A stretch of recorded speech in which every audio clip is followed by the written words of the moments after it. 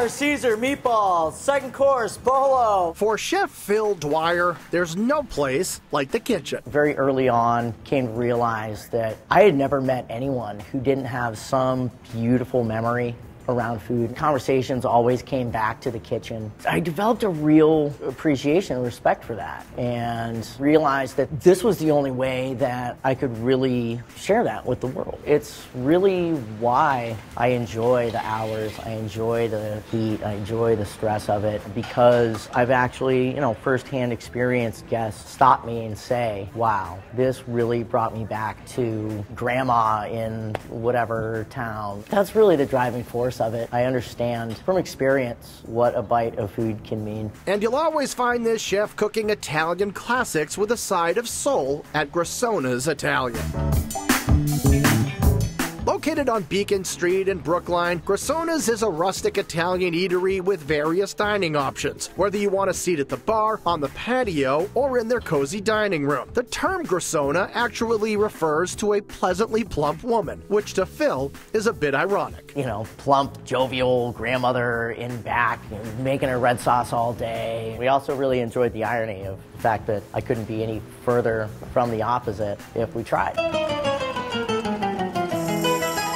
On most nights, you'll find Chef behind the line cooking up all of the classics like mussels fra diavolo and a flavorful olive pesto. But Tuesday is the only night you'll find him making chicken parm. He's served very simply, a beautiful cutlet, some sauce, a lot of cheese, over fettuccine, more red sauce, simple, clean. I had somebody come in last Tuesday and order 1 to eat here and 2 to go when they found out that it was only a Tuesday thing. As far as chicken parm goes, I haven't had a better one. Starters you can sink your teeth into 7 days a week include big plates of antipasto and crispy oxtail arancini filled with loads of cheese and topped with a caper salsa verde. But Phil will always steer you to his signature meatballs. I stand by these balls. They're fairly light, they're very delicate, heavily spiced without being spicy. It's your kind of traditional beef, pork, and veal grind. I'm into them. And you'll be into the dinner menu. Depending upon how hungry you are, there's the light and lovely chickpea polenta primavera and the incredibly hearty, head-turning veal porterhouse saltimbocca. It's one of those dishes that really carries a fajita effect. Once one goes out to the dining room, within moments,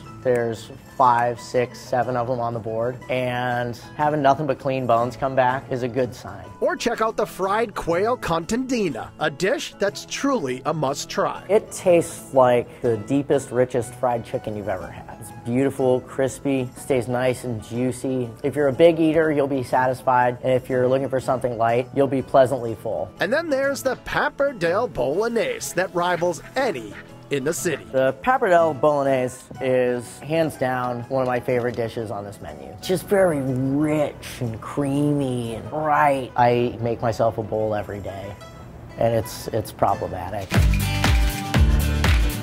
On the weekends, you'll find one of the most creative Italian brunches around, featuring tiramisu French toast topped with sweet mascarpone and espresso syrup. And Phil's meatballs make a cameo as part of a Benedict. I really like the meatballs. It just made sense. I want pork on my Benedict. I want salt and spices. I was like, hey, why not? It's all there, and we always have meatballs. And if you like cacio e pepe as a pasta, you will love it as an egg dish. It's a fun way of conveying what's going to be there in verbiage that you're like, oh, cacio e pepe. I know what that is. It's pasta, but I'm going the protein vessel rather than the carb vessel for it. And whether you come on Tuesdays for the parm, the weekend for brunch, or any old time for some well-executed Italian, Phil and his team want you to feel at home. The goal is really to provide just a comfortable, homey environment and really over-deliver with the food and the drink program. I think thus far we're doing a pretty darn good job of that. One of the mantras that we throw around a lot is under-promise, over-deliver, and that's really the goal.